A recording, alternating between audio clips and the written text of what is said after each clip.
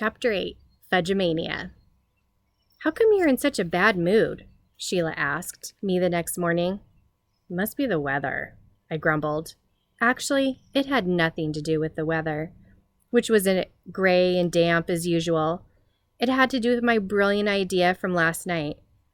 Somehow, when I woke up this morning, my poison gas story sounded really weird. I wasn't sure Jimmy would buy it, and where would that leave me? After breakfast, I went back to bed. Dad says falling asleep when your body's not tired is a way of avoiding your problems. Maybe he's right, because when I woke up an hour later, I still didn't know what to do about Jimmy. I looked out the window. The sun was making an effort to break through the clouds. Maybe I shouldn't worry yet, I thought. A lot can happen in a week. The Tubmans might decide they've had enough of Maine and they might be gone by the time Jimmy gets here. I got out my baseball cards and went down to the porch. I was laying them out alphabetically by players' last names when Mitzi showed up. I still can't believe Mitzi's grandfather is Big Apple. I wonder why Mrs. A didn't tell us about him, unless she's sick of people falling all over themselves when they find out who he is. I suppose I'd feel the same way if Dad were famous. Mitzi looked at my baseball cards. "That used to be Grandpa," she said when she spotted Big. "What do you mean, used to be?" I asked. "He's still your grandpa, isn't he?" "Yes, but he's different now. He's more bigger." "He was probably a lot younger then when they took this picture," I said, holding up his card. She nodded. "Where's Fudge?" "He's planting a garden with his babysitter." "Where's the garden?" "Behind the house. Will you take me?" I started to tell her to go by herself. After all, she'd walked all the way to our house on her own. But she looked at me with those big eyes. "Sometimes monsters live behind houses," she said. "And I didn't bring my monster spray." "Monster spray?" I said. "Grandma makes it for me. It's a secret formula. When you spray the monsters, they melt." Sounds like an interesting product. Dad would have a field day with it. I thought, he's in advertising. Commercials are his business. I can see it now. Mitzi's monster spray, made from grandmother's secret formula. Spray twice a day and melt your monsters away. Mitzi held out her hand. "Will you walk me around the house?" How could I refuse? I walked her to the backyard, where Sheila and Fudge were hard at work. They'd already dug out a plot of land. Now they were lining up rows of pink rocks from the beach. "You're planting rocks?" I asked. "Yes," Fudge said. "Rocks don't need sun or water. They don't get slugs. Animals can't eat them. And they never die." I looked at Sheila. "It was his idea," she said. "It was my idea," Fudge repeated. "I like this garden," Mitzi said.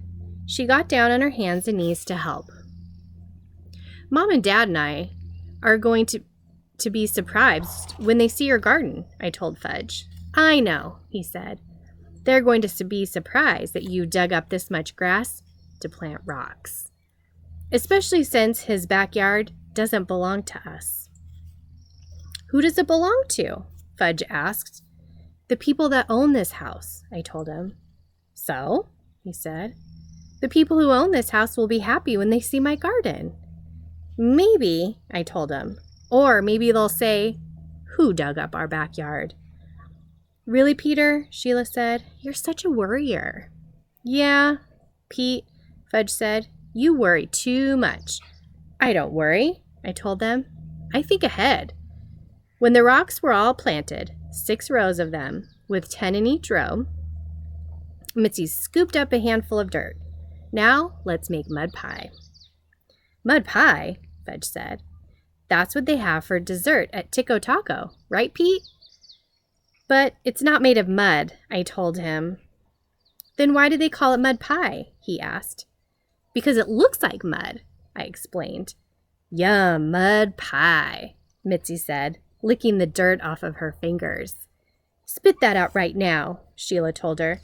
"That's full of bacteria."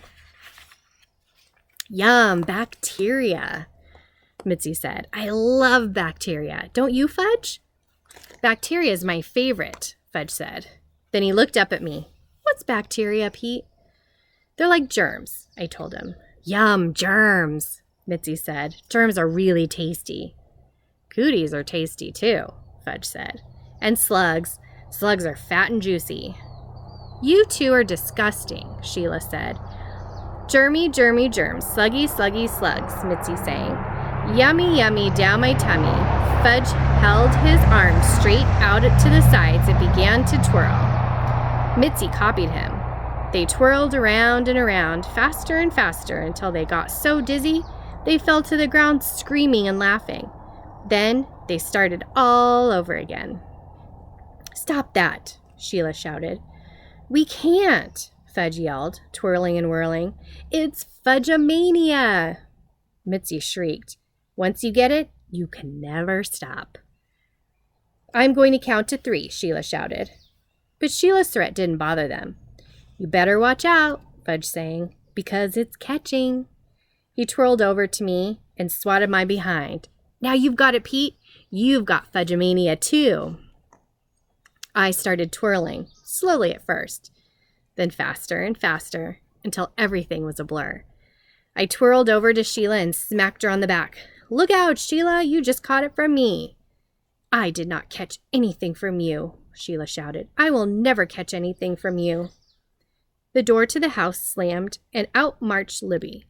She was wearing her Snoopy t-shirt. It's so big it hangs down to her knees.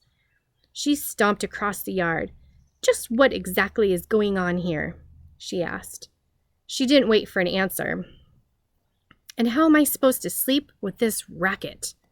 Sleep? Mitzi asked. Now? Yes, now, Libby said. It's only 10 o'clock in the morning. You sleep until 10 o'clock in the morning? Mitzi asked. Like she couldn't believe it. Libby put her hands on her hips and glared. I try. But morning is the best time to play, Mitzi said. Who is this kid? Libby asked Sheila. Mitzi Apfel, Sheila said. A neighbor. I'm 5, Mitzi told her. And I walked here all by myself. I didn't need anyone to show me the way.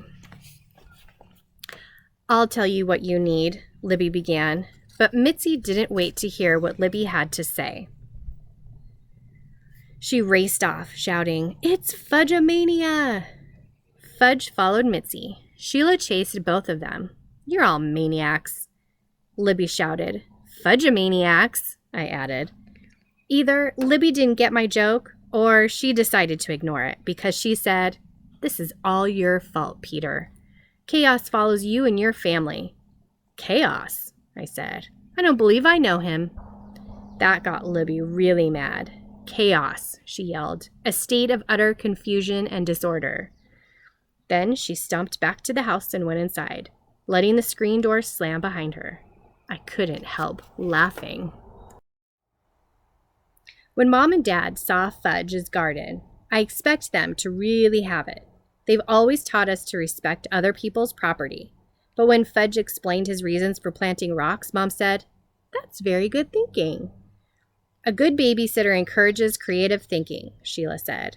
But doesn't this show a lack of respect for other people's property? I asked. Well, Mom said, it would have been better if Fudge had checked with us before he started. But his idea was so well thought out. Rocks don't need sun or water. Animals can't eat them. Yeah, I said. I've heard all about it.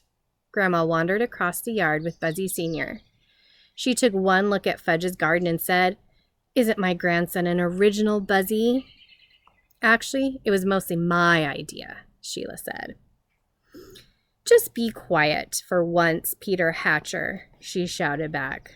Who's going to make me? I yelled. Children, Grandma said. Let's be kind. Kind is a word your grandson doesn't know, Muriel, Sheila shouted. He knows it, Grandma said, but sometimes he forgets what it means. And she doesn't? I asked. Sometimes she forgets too, Grandma admitted.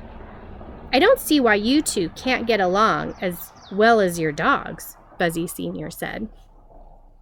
I looked toward the house. Turtle and Jake were playing together. You'd think Turtle would show more loyalty.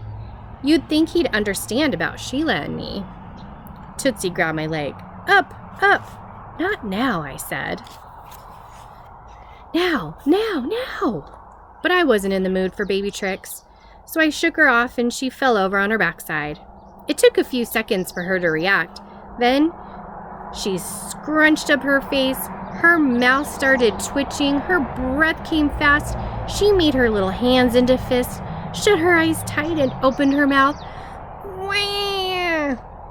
Once she got going, you could hear her a mile away. What happened, Tootsie Pie? Dad asked as he lifted her into his arms. Tootsie kept screaming, and Mom looked at me. Was that necessary, Pete? Was it necessary? I said. Mom just shook her head. You see how much trouble you cause for everyone? Sheila shouted at me. How come I'm getting blamed for this? I thought. All I did was ask one simple question. Fudge held up his arms to Mom. Up, he said. Up, up, up. You want to play baby? Mom asked. Goo goo gaga, Fudge said, jumping into Mom's arms. You're getting heavy, Mom said, planting a kiss on his head. But not too heavy for Mommy, right?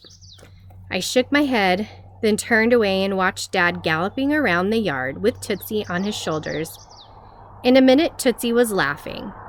I remember when Dad carried Fudge that way, and there's a photo of me on his shoulders, too. I'm laughing really hard and grabbing Dad's hair. He had a lot more to grab then. Go, horsey, Tootsie called as Dad galloped in the other direction. Being a baby is so easy, I thought. Riding around on Dad's shoulders, knowing he'd never let you fall, and doing and saying whatever you please without worrying about what the other guy will think. Grandma put her arm around my shoulder. It's not easy being the firstborn, is it? I looked at her and smiled. She knew exactly what I was feeling.